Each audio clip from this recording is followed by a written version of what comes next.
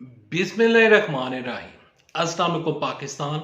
उम्मीद करता हूँ आप सब खैरियत से होंगे और आप लोगों की ज़िंदगी अच्छी गुजर रही होगी। सुप्रीम कोर्ट ने बड़ा सरप्राइज दे दिया। बड़ा केस समाज के लिए मुकर्रर। पीडीएम पर नई तलवार लटक गई है। बड़ी खबर, बड़ा दिन, सियासत में नई हलचल। पीडीएम जो है उनके लिए खतरनाक तरीन ब्रेकिंग न्यूज सामने आई है। इस खबर की मुकम्मल तफसीलात आगे चलकर आप साथ वीडियो में शेयर करता हूं, लेकिन ये खबर और इस खबर की तफसीलात शेयर करने से पहले, आगे बढ़ने से पहले आप सबसे एक छोटी सी रिक्वेस्ट करूंगा। इस वीडियो को लाइक कीजिएगा, चैनल सब्सक्राइब कीजिएगा, साथ लगे घंटी के बटन दबा दीजिएगा ताकि जो मैं इन फ्यूचर वीडियोस डालूं आप तक वो वीडियोस और वो खबरें बआसानी पहुंच सके। पढ़ते हैं खबर की जानिब। देखिए, सुप्रीम कोर्ट ऑफ पाकिस्तान ने एक बहुत बड़ा फैसला सुनाया था। साबका चीफ जस्टिस उमर अता बंदयाल ने चीफ जस्टिस उमर अता बंदयाल ने नैब की तरमीमों को उड़ा कर रख दिया था और एक ऐसा बड़ा सरप्राइज दिया था जब उनका ओहदा उनके पास था, जब वो चीफ जस्टिस ऑफ पाकिस्तान थे। तो लास्ट दिन, आखिरी दिन, चंद ही तकरीबन घंटे रह गए थे। वो अदालत से निकले जा रहे थे, सुप्रीम कोर्ट से निकले जा रहे थे, लेकिन उन्होंने एक फैसला महफूज करके रखा हुआ था और वो फैसला था नैब तरमीम को कलअदम करार देने का फैसला। उन्होंने जो फैसला दिया, अब उसी फैसले के समरात, उसी फैसले के ऊपर अमल दरामद शुरू हो चुका है। पीडीएम को एक नया सरप्राइज मिल चुका है। नया केस समाअत के लिए मुकर्रर हो चुका है।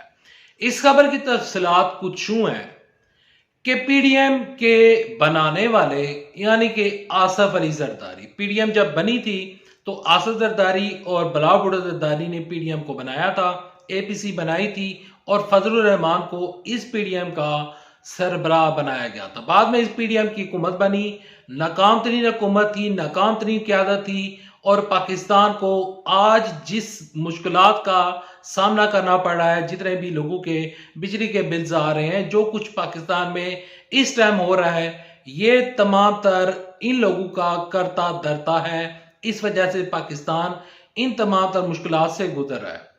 आसफ अली जरदारी और यूसुफ रजा गिलानी के ऊपर नैब का केस दोबारा खुल चुका है।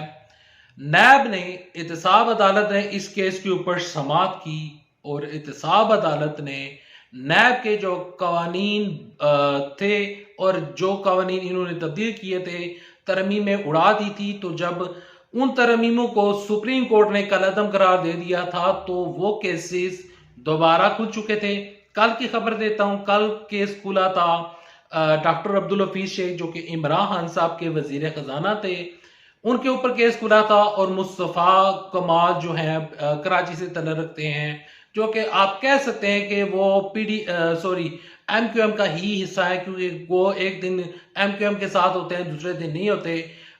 जो उनकी अपनी पार्टी है, कभी वो उस पार्टी की तरफ चल जाते हैं और कभी वो एमक्यूएम में वापस आ जाते हैं, तो उनका भी कोई पता नहीं होता। उनके ऊपर केस खुला था कल।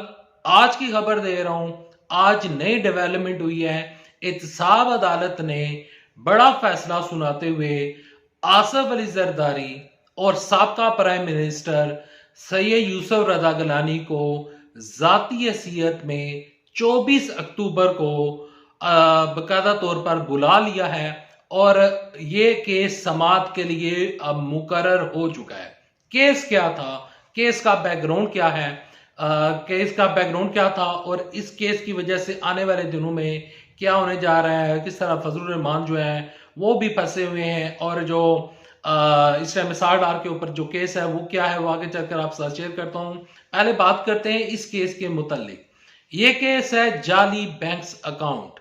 जाली बैंक्स अकाउंट, जब इमरान साहब दौरे हुकूमत में आए थे तो हमें पता चला कि जाली बैंक अकाउंट्स आसफ जरदारी के हैं, जो कि कुछ पापड़ वाले हैं, रेडी वालों के हैं। इस तरह के जाली बैंक अकाउंट्स हमारे सामने आए थे और बैंक अकाउंट्स की डिटेल हमारे सामने आई थी। जाली बैंक अकाउंट्स में आसफ अली जरदारी और सैयद यूसुफ रजा गिलानी को बुला लिया गया है 24 अक्टूबर में और जाती हैसियत में बुलाया गया है। ये सरप्राइज इनको मिला है सुप्रीम कोर्ट के बड़े फैसले की रोशनी में, और उसी फैसले के ऊपर अब अमल दरामद हो रहा है। और जो चीफ जस्टिस उमर अता बंदयाल, साबिक चीफ जस्टिस उमर अता बंदयाल, इनको बड़ा सरप्राइज देकर चले गए थे, आज वही चीजें, वही केस, वही फैसले इन लोगों के ऊपर, तलवार अब इन लोगों के ऊपर लटक रही है और अब ये लोग बहुत मुश्किल में फंस चुके हैं। एसआर डार साहब जो हैं 10 अक्टूबर को वो अदालत में पेश होंगे, और इसके अलावा मियां मोहम्मद नवाज शरीफ जो कि वापसी का इरादा रखते हैं, उनके ऊपर भी केसेस बहाल हो चुके हैं। और जो शहबाज शरीफ हैं उनके ऊपर भी केसेस बहाल हो चुके हैं। मरियम नवाज शरीफ साहबा के ऊपर भी केसेस बहाल हो चुके हैं। और हमजा शहबाज शरीफ और शहबाज शरीफ के जो यानी कि इनके जितने भी केसेस थे, बामी केसेस थे, जो कि इन लोगों के जो बड़े केसेस थे, वो तमाम केसेस अब खुल चुके हैं, समाअत के लिए मुकर्रर हो चुके हैं। अब ये समाअत शुरू होगी और ये लोग मुश्किल में हैं। देखें, इमरान साहब जब दौरे हुकूमत में नहीं थे, जब उनके पास इक़्तिदार नहीं था, तो उन्होंने ये एक बड़ा तारीखी फैसला किया था और उन्होंने एक दरख्वास्त जमा करवाई थी सुप्रीम कोर्ट में। इवन के उनको पता था कि इन मामलात में मैं खुद भी फंस सकता हूं। उनके ऊपर जो अलकादर ट्रस्ट का केस चल रहा है, बुशरा बीबी के ऊपर जो अलकादर का ट्रस्ट का जो केस चल रहा है, और दीगर केसेस जो इमरान साहब के ऊपर चल रहे हैं, तो ये केसेस इमरान साहब के ऊपर भी मौजूद थे। इवन के इमरान साहब को पता था कि मैं इन केसेस में फंस सकता हूं और फंस चुका हूं। वो चाहते तो अपनी दरखास्त वापस ले सकते थे, वो चाहते तो कहते कि मैं इस दरखास्त को वापस ले लेता हूं, मैं इस केस की मजीद पैरवी नहीं करता, मेरी तरफ से कोई भी वकील पेश नहीं होगा। वकील पेश हुआ, नैब की तरमीमों के ऊपर समाअत हुई, 53 के करीब समाअत की गई थी, और चीफ जस्टिस उमर अता बंदयाल ने एक बहुत अच्छा फैसला दिया था। अब उस फैसले को अभी तक जो पीडीएम की जो जितनी भी जमातें हैं, उन्होंने उस फैसले को चैलेंज नहीं किया। जब तक ये लोग चैलेंज करते हैं, जब तक इनका केस समाअत के लिए मुकर्रर होता है, तब तक पानी जो है वो सर से बहुत ऊंचा हो जाएगा, और ये इन लोगों के लिए जो जितनी भी मुश्किलात हैं उसमें मजीद इजाफा हो रहा है। आने वाले दिनों में ये केसेस में फंसने जा रहे हैं। मेरी नज़र में पीडीएम की जो हुकूमत है वो अब दोबारा नहीं आएगी। नवाज शरीफ इक़्तिदार का ख्वाब सोच रहे हैं और ये ख्वाब अब पूरा होता हुआ नजर नहीं आ रहा। नवाज शरीफ वापस आएंगे तो जेल में जाएंगे। Thanks for watching this video. अल्लाह हाफिज। पाकिस्तान जिंदाबाद। अफवाज पाकिस्तान जिंदाबाद। पाकिस्तान